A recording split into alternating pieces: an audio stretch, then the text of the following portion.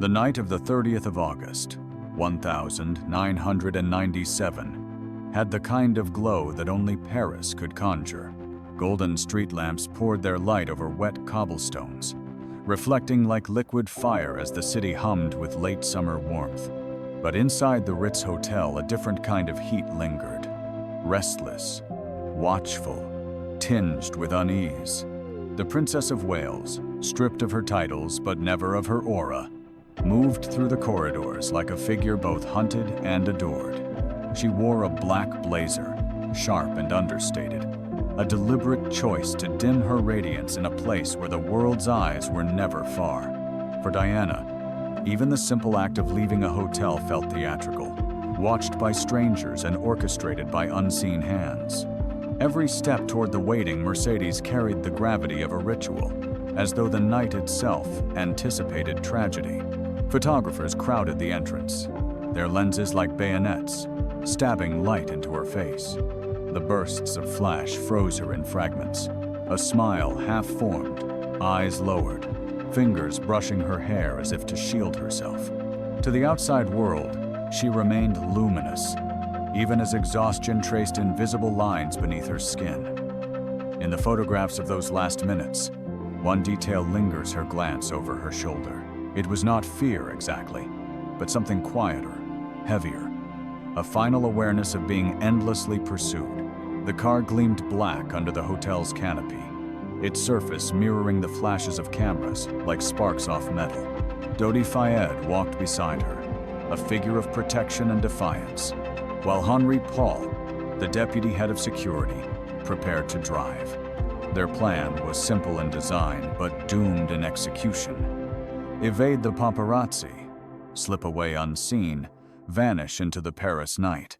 The idea of escape so tantalizing, so fragile, seemed almost poetic for a woman who had lived her life inside a gilded cage. As the doors closed, the car's interior became a darkened chamber, sealing her from the chaos outside. The roar of voices dulled, replaced by the thrum of the engine, the sound of acceleration. A photographer later recalled the echo of heels on pavement, a final staccato rhythm before the Mercedes pulled away. He remembered the way the light bent across the windshield, catching Diana's profile for a fleeting instant, like a candle guttering before the wind. In those final public moments, the city itself seemed complicit. The traffic lights turned red, then green. The rain, slicked asphalt, reflected headlights in blurred trails. Paris, city of romance, became a stage of pursuit. The air was thick with possibility. Love escaping, danger lurking, history pausing on the edge of catastrophe. And all the while, the clock ticked closer to midnight, its hands indifferent to the human drama unfolding beneath it. The last glimpse of Diana is not one image but many. The tilt of her chin, the silver flash of her bracelet, the almost imperceptible sadness shadowing her smile. Each fragment has been replayed endlessly, as though the world refuses to let her step into that car without demanding an answer. To study those images is to feel the tension between destiny and chance, to sense the weight of inevitability pressing down on something as ordinary as a car ride. In the mythology of her life, the Mercedes becomes more than a vehicle, it is a vessel. A black carriage bearing her toward a tunnel where memory and myth will collide. The door shuts, the engine growls, and the lights of the Ritz recede like stars swallowed by darkness. From that moment on, every second counts, each breath drawing her closer to an ending that the world would mourn, debate, and mythologize for decades to come. The night held its breath. The city carried her away, and behind her, in the still air outside the Ritz, the echoes of the camera shutters lingered like distant gunfire, marking the final chapter of a life lived in perpetual exposure. The fairy tale had ended long before that Parisian night. What remained was the shadow of its wreckage. A woman who had once been presented as the world's princess, now recast as a tragic heroine under constant scrutiny. To the public, Diana embodied grace and rebellion in equal measure. A radiant figure stepping beyond palace walls, refusing to be bound by silence. Yet beneath the sparkle of gowns and tiaras was a heart often described as restless, lonely, and profoundly human. When Diana entered the British monarchy, she was only 19, a shy kindergarten assistant suddenly thrust into the blinding orbit of cameras. Her marriage to Prince Charles was televised as a dream, complete with glittering ceremony and orchestral vows. But dreams have sharp edges, and soon cracks appeared behind the palace gates. The cameras, once heralds of fairy tale romance, became instruments of intrusion, capturing not joy but the slow unraveling of a marriage. She gave birth to 2 sons, William and Harry, who became both her anchor and her shield. Diana often spoke of motherhood as the one true sanctuary in a life lived under relentless watch. Yet even as she knelt beside hospital beds and embraced children in the world's forgotten corners, whispers followed her. Of affairs, betrayals, of a princess who did not fit the role scripted for her. Within the marble corridors of Kensington and the gilded chambers of Buckingham, she was said to wander like a restless figure, mirrored walls reflecting her solitude. In interviews, she confessed to feeling surrounded but alone, speaking of 3 people in her marriage with a quiet, cutting honesty that broke centuries of royal reserve. Her vulnerability made her loved. It also made her dangerous. The press fed on her contradictions. She was saint and sinner, victim and rebel, savior and spectacle. Paparazzi swarmed her movements, each photograph a commodity, each smile or tear worth a fortune. Yet Diana, with instinctive grace, used the very spotlight meant to consume her. She walked through landmines, comforted AIDS patients, and championed causes ignored by the establishment. The more she strayed from the royal script, the more she became the people's princess. But shadows gathered. Her phone was tapped. Conversations leaked. Letters hinted at fears of plots and orchestrated accidents. Friends described her as looking over her shoulder, aware of a presence just beyond sight. Mirrors became a motif in her story, not for vanity, but as silent witnesses to her unease. She once confessed that every reflection carried the reminder of a life watched, dissected, and judged. Her separation from Charles in 1992 and eventual divorce in 1996 did not free her. It only shifted the prison walls. Now she was no longer shielded by the palace, yet still ensnared by the hunger of the press and the expectations of a world that demanded she remain luminous. Loneliness deepened. She sought connection, compassion, love, anything that could pierce the veil of isolation. It is in this emotional twilight that she met Dodi Fayed. Their summer together unfolded like a fever dream. Yachts, Mediterranean skies, secret glances stolen from the paparazzi's gaze. Yet with every stolen moment came a chorus of disapproval from palace insiders, from security officials, from those who viewed Diana's choices not as personal, but political. The relationship was not just romance. It was a rebellion against centuries of order, tradition, and control. By the summer of 1997, the world saw photographs of Diana in swimsuits, laughing on sunlit decks, appearing perhaps for the last time free. But behind the lenses, another story brewed. Questions of surveillance, of warning phone calls, of subtle threats began to surface. She was no longer a princess, but still a figure whose movements reverberated through the halls of power. To some, she was adored. To others, she was a danger, and so the shadows lengthened. Diana's fairy tale had long since fractured, but her myth was only beginning to take shape. In the weeks leading to Paris, she confided fears to friends that she might not live much longer, that an accident might be arranged. It is here, in this fragile space between confession and fate, that the seeds of conspiracy were sown. The princess was no longer merely an icon of beauty or grace. She was a woman walking with ghosts, haunted by whispers of inevitability. Each step echoed with tension, as though time itself were conspiring against her. and in the reflection of her own eyes, one could almost see it the quiet knowledge that some stories are destined to end in tragedy. Love, in Diana's life, was never simple. It arrived dressed in promises, yet threaded with risk, always watched, always measured. When she began her relationship with Dodi Al-Fayed in the summer of 1997, it was not merely the pursuit of companionship, it was an act of defiance. The son of Egyptian billionaire Mohammed Al-Fayed, Dodi carried with him wealth, charisma, and a reputation for indulgence. To Diana, he represented warmth in a season of turmoil. To others, he was a symbol of everything that threatened to unsettle the rigid order she had stepped away from. The Mediterranean sun that summer painted her skin in bronze and gold, captured endlessly by cameras hidden behind dunes or mounted on speedboats. Tabloids displayed her figure in swimsuits, laughing, relaxed, a woman who seemed perhaps only on the surface to have escaped the cold corridors of the monarchy. Yet, alongside those idyllic images, the whispers grew louder. Some claimed the couple planned marriage, even a child.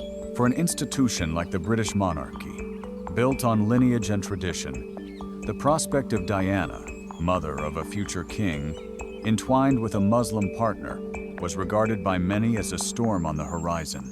The romance, though brief, ignited speculation. Was it genuine love, or a calculated move by Dodi, even by his ambitious father, to entwine their legacy with Diana's? Friends of the princess described her as radiant, yet still restless. She was seen scribbling letters, making late-night phone calls, speaking of happiness, but also of unease. Her words carried contradiction. A woman who longed for peace, but sensed that peace would not be granted to her. The pair traveled aboard Mohammed Al-Fayed's yacht, the Jonacol, gliding across waters that reflected both luxury and exposure. The paparazzi swarmed like insects, their boats surrounding hers, capturing every gesture.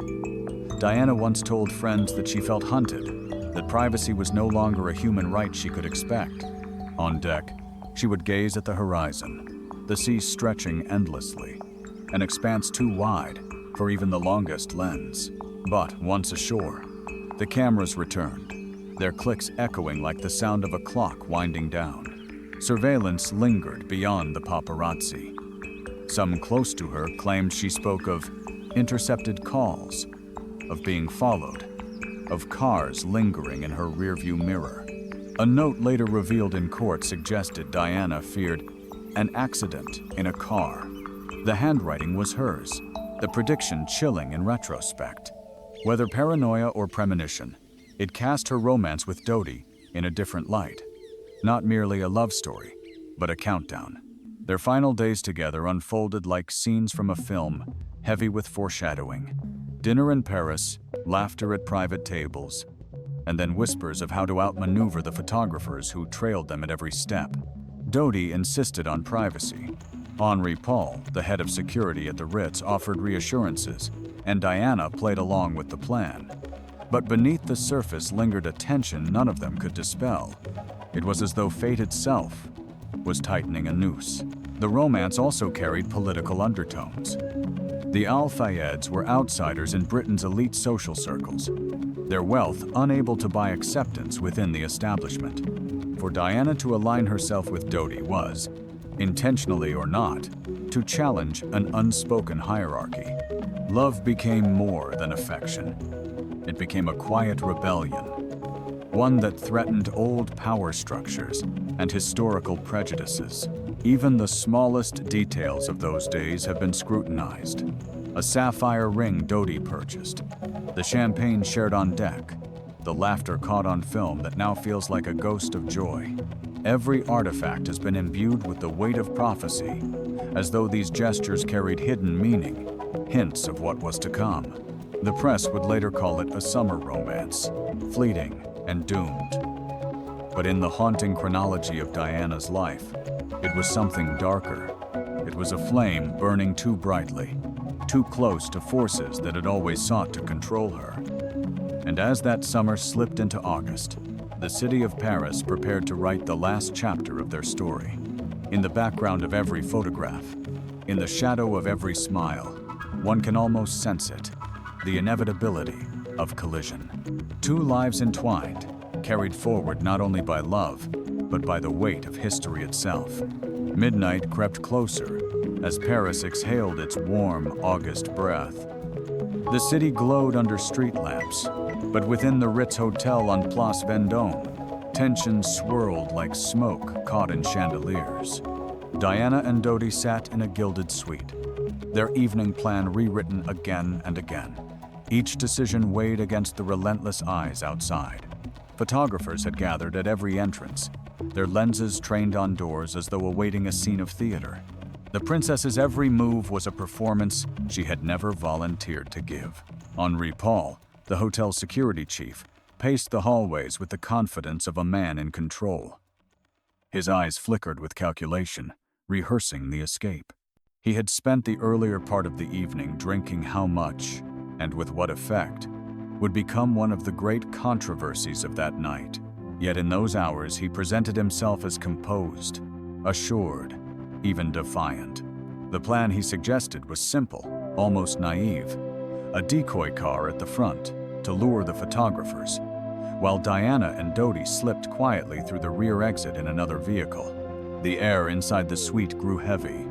Diana spoke softly to her companion, her voice threaded with weariness, as though the weight of a lifetime had settled on her shoulders in those hours. She had endured enough public pursuit to recognize the familiar rhythm of danger. The sounds of the city seeped through the windows, the distant hum of traffic, the occasional wail of a siren blurring into a foreboding backdrop. Shortly after midnight, they moved. The rear exit was lit only by scattered lamps, shadows pooling like ink on the pavement. The black Mercedes-Benz S280 waited, its body polished to a mirror sheen, headlights glowing faintly against the darkness. The car seemed ordinary, almost anonymous, but would soon become the vessel of legend. Inside, Henri Paul at the wheel, Trevor Reese, Joan's bodyguard in the front passenger seat, and Diana with Dodi in the back. As the doors shut, the photographers realized too late.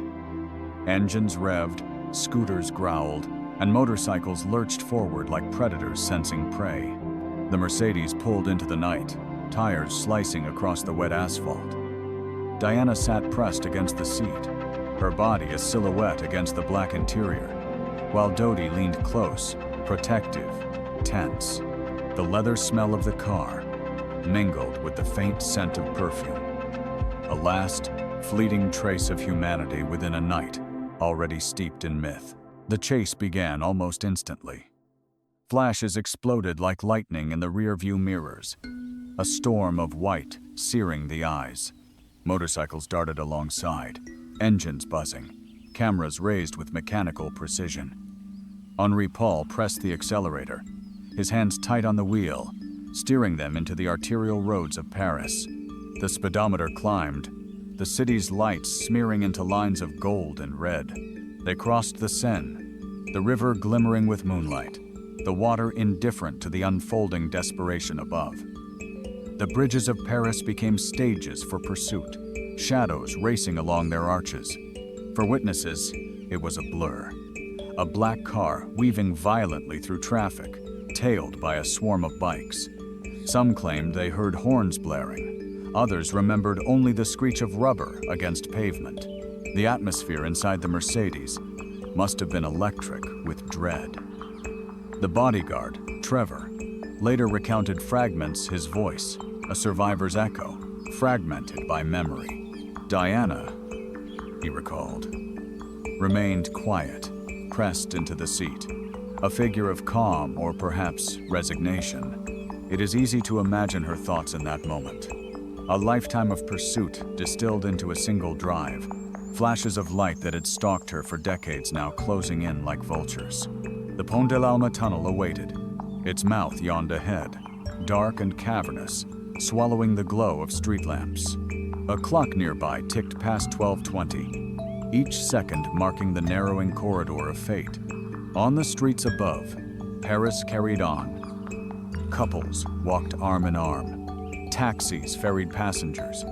The hum of a sleepless city unaware of the history barreling beneath their feet. And then, the descent. The car plunged into the tunnel's shadows, the lights above replaced by fluorescent glare that flickered against the tiled walls. The roar of the engine grew louder, reverberating like thunder in a hollow chamber. Behind them, the swarm followed, headlights and cameras blending into one relentless glow. It was here, within this underpass of stone and steel, that the story crossed the line from pursuit to catastrophe. The tunnel held its breath. The walls, indifferent and immovable, bore silent witness to what would come. At 12:23, time fractured. A blur of speed, a flash of white against concrete, the screech of impact. And then silence, heavy as a shroud. The stillness that followed was obscene, like the pause after a symphony collapses mid-note. Inside the Pont de Alma tunnel, the air reeked of gasoline, hot rubber, and twisted metal. The black Mercedes sat mangled against a concrete pillar, its front end crumpled as though it had been folded by some brutal hand. Glass littered the asphalt like a scattering of diamonds, reflecting the harsh fluorescent lights above. Among the wreckage, a single high-heeled shoe lay a few feet from the car, delicate and intact, an eerie token of the woman the world adored. It would become one of the night's most haunting images, a fragment of elegance torn from chaos. Witnesses rushed forward. A passing doctor, summoned by instinct, pressed through the smoke.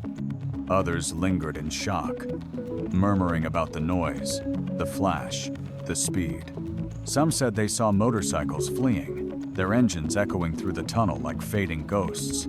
Inside the car, the tableau was grim. Henry Paul slumped lifeless over the wheel, his chest crushed. Dodie Fade, silent and still, his body collapsed into shadow. In the front seat, Trevor Reese-Jones clung to life, his face shattered, his consciousness fragmenting into brief flashes. And in the back, Diana, still alive. Her body shifted faintly, her lips moving in whispers no one could clearly hear.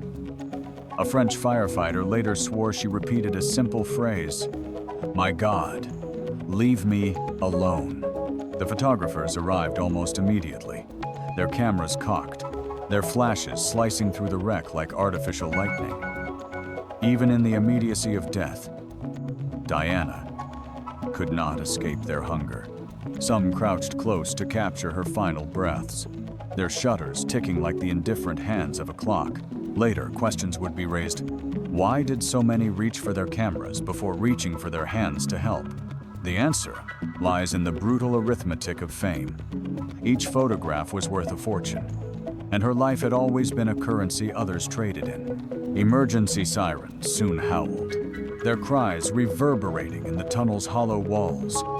The red light stuttered against white tiles, painting the wreckage in alternating hues of blood and bone. Paramedics moved with practiced urgency, their hands cutting through metal, their voices firm but strained. Diana was lifted carefully, her pulse fragile but present, her body pinned yet not surrendered. For a moment, hope flickered. She was still alive. The world above remained ignorant. Cars drove over the tunnel. Couples strolled beside the Seine, unaware that history had already shifted beneath their feet. Only later would Paris wake to a storm of headlines, its morning paper ink still damp with the weight of tragedy. In those first hours, contradictions began to bloom. Some said the crash was instant, death unavoidable. Others insisted there had been enough time, too much time, before help arrived. Parisians whispered of delays, of precious minutes wasted in the labyrinth of response. Why? They asked. Did it take nearly an hour to bring her from the tunnel to a hospital only minutes away? The wreckage itself became a canvas of speculation. Did the Mercedes veer because of speed? Or was it struck, blinded, forced? A bright flash, some witnesses claimed, preceded the impact, an image of light so sudden, so deliberate.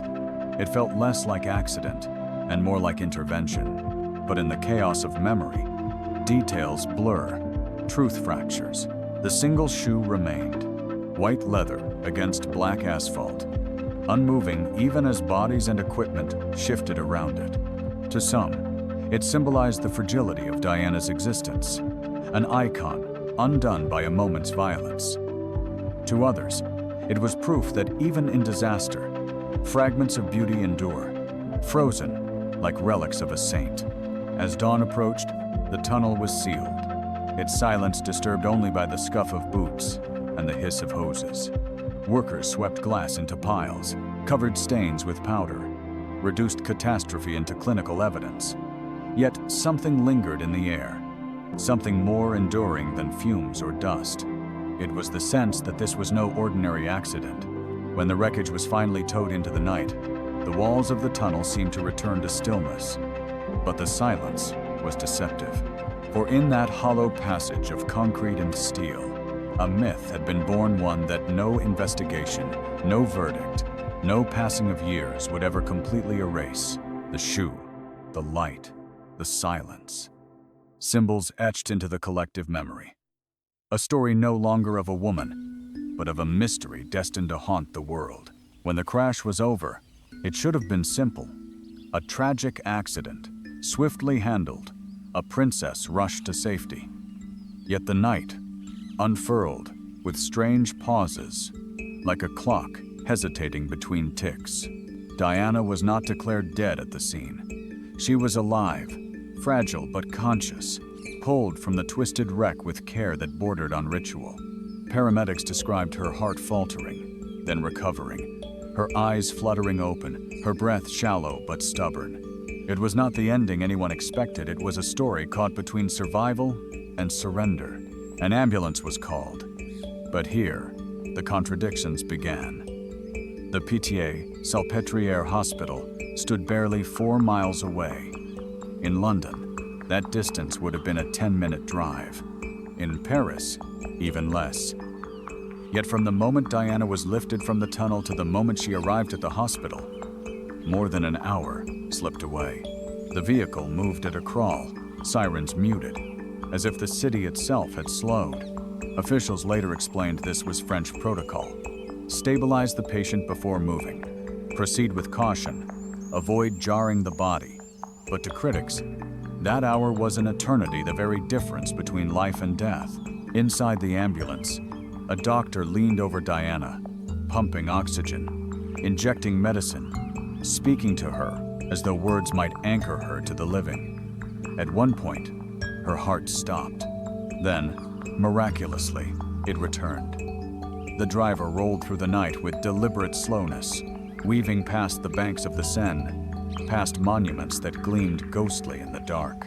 Paris blurred outside the windows, a city unaware that one of the most famous women in the world was slipping further from it with every turn. At the hospital, surgeons fought with desperation. They massaged her heart manually, their hands straining against inevitability. Hours passed in that sterile chamber where the scent of antiseptic replaced the smoke of the tunnel. But at 4 a.m., the struggle ended.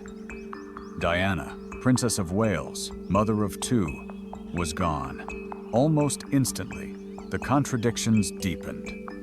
Henry Paul's blood tests revealed a startling claim, that he was 3 times over the legal limit for alcohol. This portrait of recklessness clashed violently with a man witnesses had seen only hours before calm, collected, not visibly impaired. Was the test accurate or contaminated? Did it reflect truth or a convenient scapegoat? Other details strained belief. The seatbelts in the car were found jammed or unused, though Diana had often been meticulous about such precautions. Was it coincidence or something more sinister?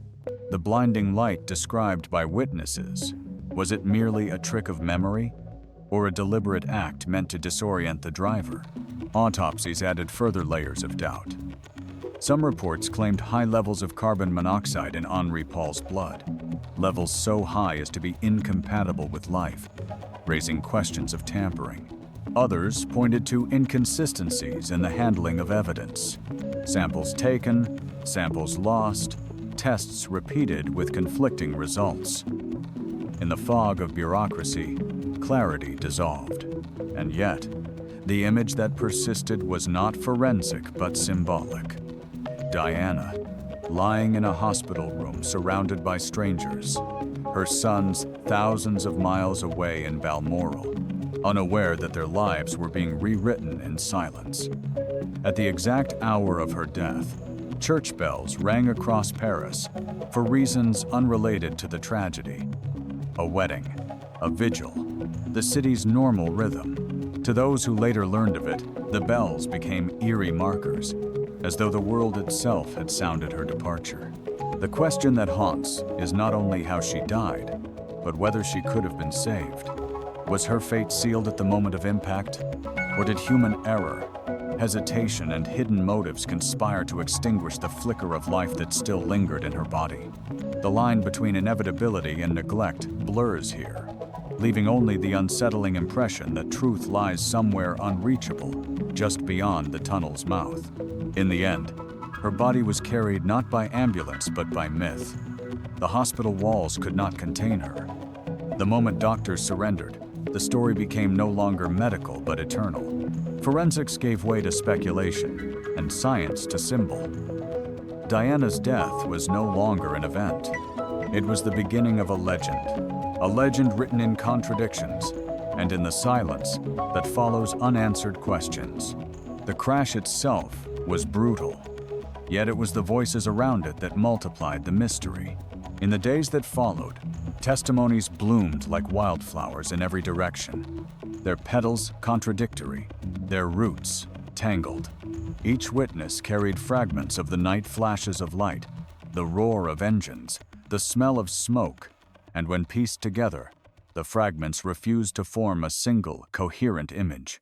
A taxi driver swore he had seen a swarm of motorcycles entering the tunnel seconds before the crash, then vanishing into the Paris night as if swallowed whole.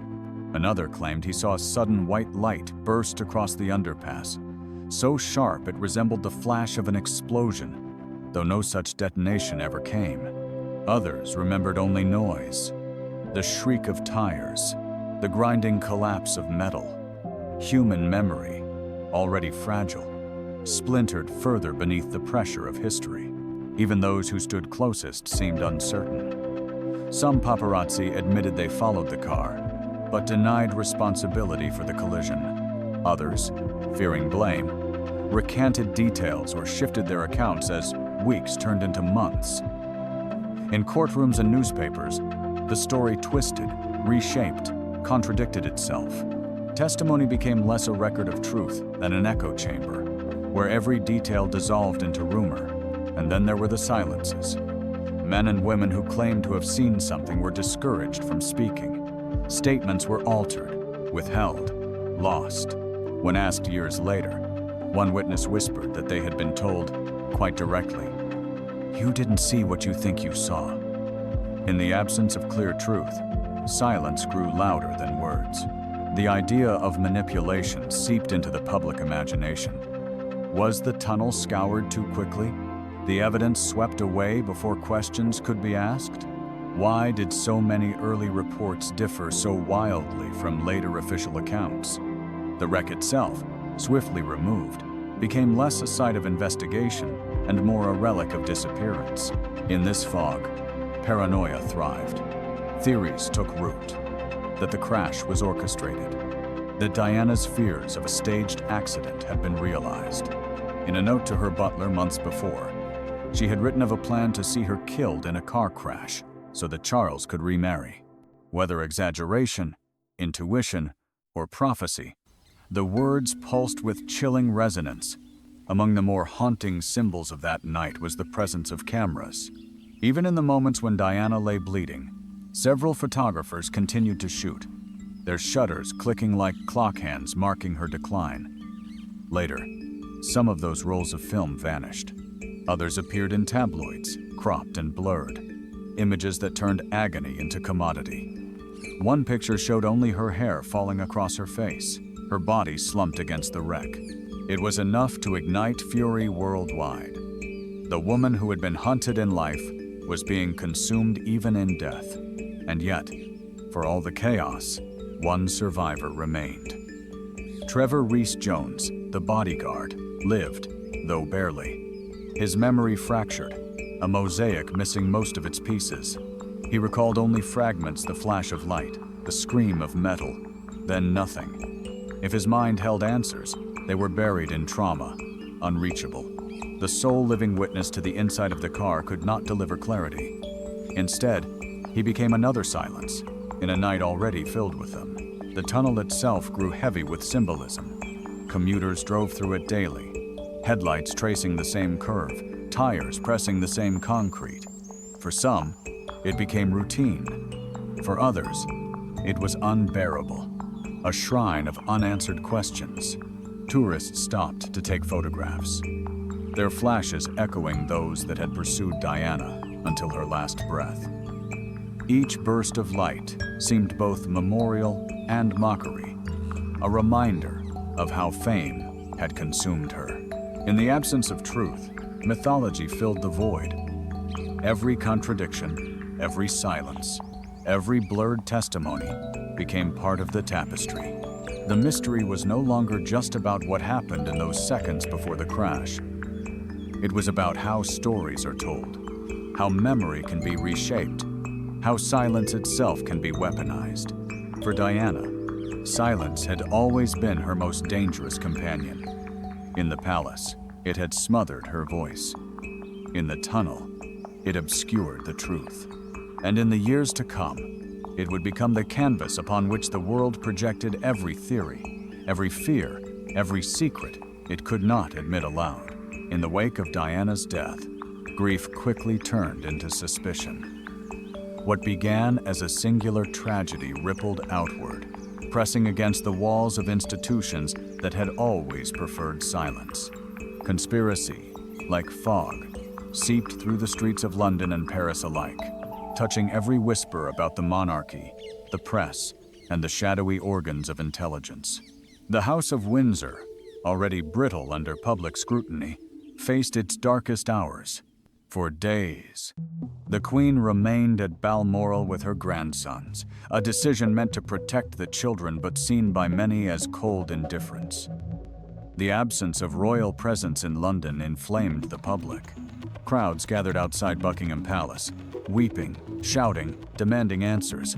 The monarchy, once untouchable, suddenly appeared vulnerable, its silence interpreted as guilt, its restraint as concealment. Theories sprouted like ivy around a decaying wall. Some claimed Diana's romance with Dodi Fayed had been intolerable to the establishment, that a Muslim stepfather for the future king was inconceivable. Others pointed to Diana's activism against landmines, her refusal to remain apolitical, her knowledge of secrets she might one day have revealed, letters she had written to confidants, speaking of plans for an accident, were re-examined under the harshest light. What she had intended as warnings began to feel like prophecies. Intelligence agencies were drawn into the web. MI6, the CIA, even the French services, all were accused, each denied. Yet fragments of testimony only fueled suspicion. A former spy described methods eerily similar to what witnesses claimed. Blinding flashes of light used to force cars into loss of control. A retired officer recalled Diana's movements being closely monitored. Whether true or embellished, such details wove themselves into the growing mythology. The inquest stretched across years, its hearings tangled with contradiction. French investigators concluded it was simple: a drunk driver, reckless speed, and a chase gone wrong. British inquiries echoed the verdict, labeling the tragedy an accident caused by gross negligence. But to many, these findings felt like the closing of a book half read. Evidence seemed too easily dismissed, witnesses too quickly silenced, timelines too neatly compressed. The Al Fayed family pushed hardest against the official narrative. Mohammed Al Fayed thundered from podiums, insisting his son and Diana had been murdered, victims of a plot to preserve the monarchy's bloodline. He spoke of engagement rings, of pregnancy, of motives rooted in prejudice. To some, his claims sounded like grief-stricken delusion. To others, they rang with unsettling plausibility. The palace, as always, did not answer directly. Its silence became a form of response, one as heavy as words. And in that silence, speculation flourished. Each contradiction became a seed of doubt. Each unanswered question, a shadow that refused to disperse. Even the smallest details became fuel. Why was the CCTV inside the tunnel not recording that night? Why were seatbelts faulty in a car, expected to be armored and secure? Why were blood samples of Henri Paul inconsistent in their findings? Each why stacked upon the last, until the official story groaned under the weight of disbelief. In Diana's absence, her figure only grew larger. The public, already estranged from the monarchy, began to see her not merely as victim but as martyr. She had been their voice, their people's princess, stripped from them by forces too vast to confront directly. Her death became a mirror in which people saw their suspicions of power confirmed. The tunnel, the palace, the agencies, all became symbols of opacity. And within that opacity, the idea of conspiracy was less about specifics than about trust itself. Whether or not Diana had been murdered, the refusal of institutions to open fully their records, to acknowledge fully their failings, made it possible, perhaps inevitable, for millions to believe that something darker lay beneath the surface. Thus, her story shifted. It was no longer simply the tragedy of a woman chased to her death. It became a parable of power and secrecy, of a world where truth bends under the weight of those who wish it hidden. Diana had lived under the tyranny of silence. In death, silence became her most enduring legacy. Grief poured into the streets like a tide no barrier could contain. In London, the pavements outside Kensington Palace disappeared beneath oceans of flowers, roses, lilies, carnations, each bouquet a whispered prayer, each candle a fragile defense against the enormity of loss. Strangers embraced like kin. Children pressed drawings through iron gates. Elderly women, their faces lined with decades of restraint, wept openly in a way that British custom rarely allowed. The press, which had hounded Diana with merciless appetite, now pivoted into mourning. Front pages once adorned with intrusive photographs now carried her image haloed in black borders, captions calling her the people's princess. It was as if the very machine that had helped destroy her suddenly sought redemption through reverence. But among the public, memory was not so easily softened. Many remembered the long pursuit, the flashing bulbs, the endless hunger for scandal. Their grief carried accusation. The same voices that now sanctified her had once turned her private pain into daily spectacle. In Westminster Abbey, the funeral unfolded with the gravity of ritual and the intimacy of a nation's heartbreak. Nearly 2,000 mourners filled the pews, royalty, politicians, world leaders. But it was the image of her sons, William and Harry, walking behind her coffin that carved itself into the collective heart. The boys moved in silence, their heads bowed, their small frames dwarfed by the weight of public sorrow.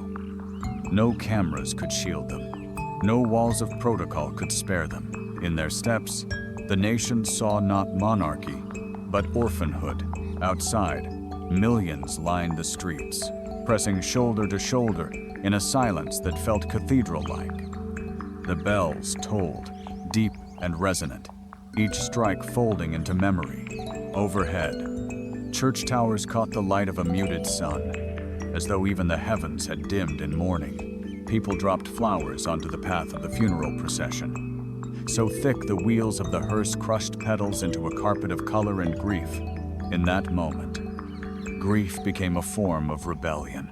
Crowds shouted at the palace gates, demanding words from the queen. Newspapers questioned the silence of the monarchy. For centuries, royals had been wrapped in a veil of mystery.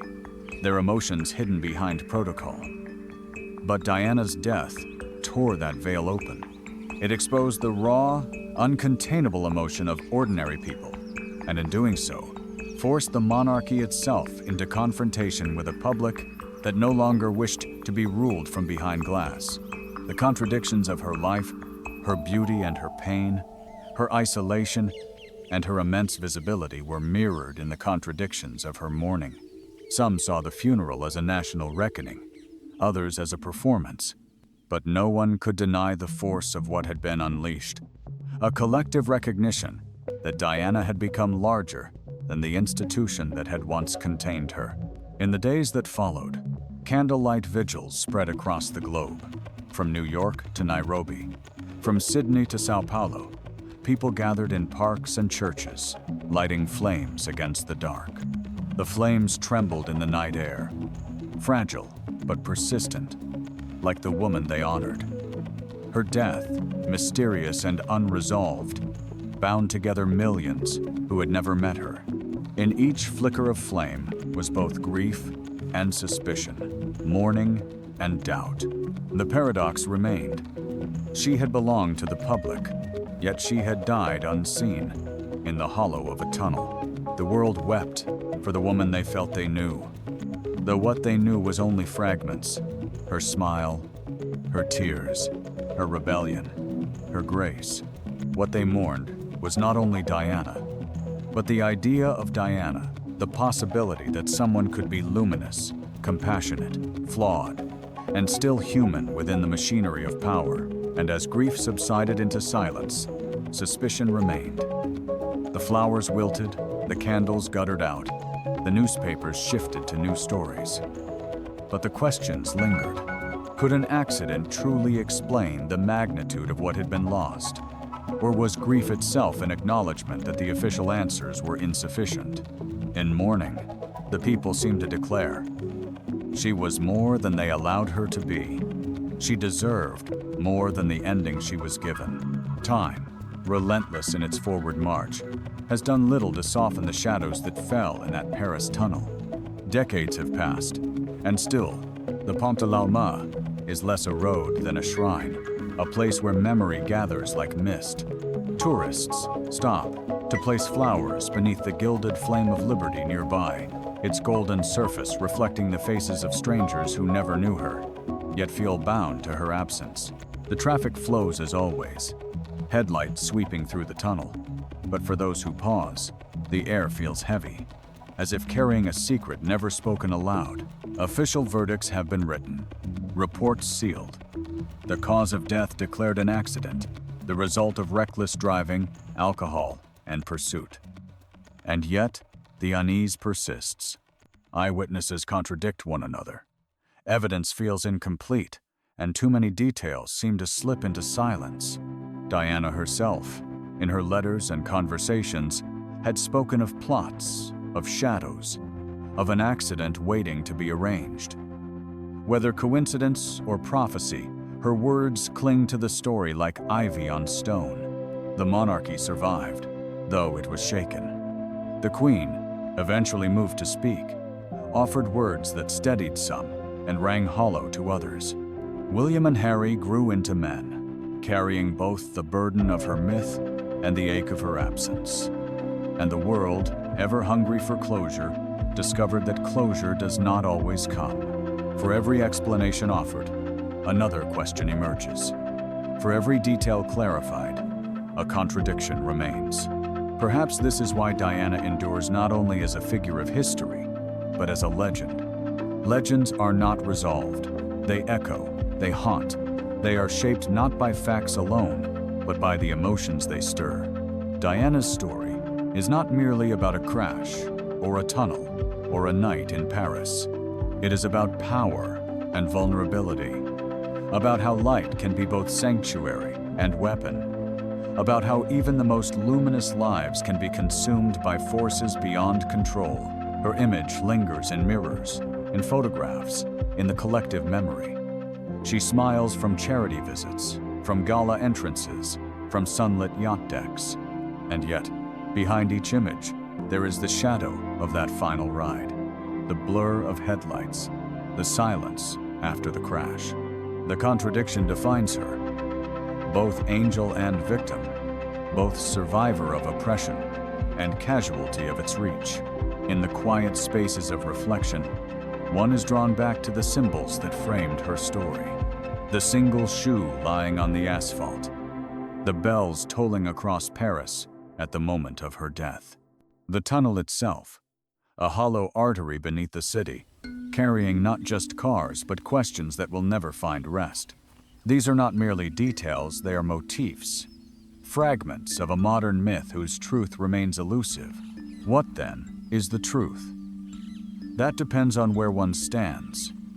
For the officials, it is accident.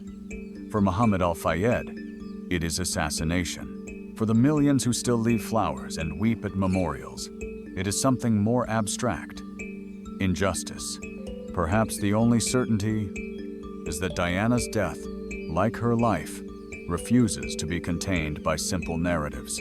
She belonged to the world, and the world made her its mirror. In her vulnerability, people saw their own. In her defiance, they saw courage, and in her death, they saw the price of being both human and symbol. Diana was never allowed to be just one or the other. She was always both, and it is in that unbearable tension that her legend resides. Today, the tunnel remains. Cars pass, lights flicker. Time erodes the memory of ordinary days. But for those who know the story, the space hums with an invisible weight. The road is just concrete and stone, and yet it feels like a threshold where fact and rumor, love and loss, silence and speculation meet. Perhaps that is the final truth. Not an answer, but a question. A reminder that some lives become so entangled with power, so luminous in their defiance, that their endings can never fully belong to history books. Diana remains unfinished forever, a woman in motion, forever glimpsed through glass, forever moving toward a tunnel where time stops and mystery begins.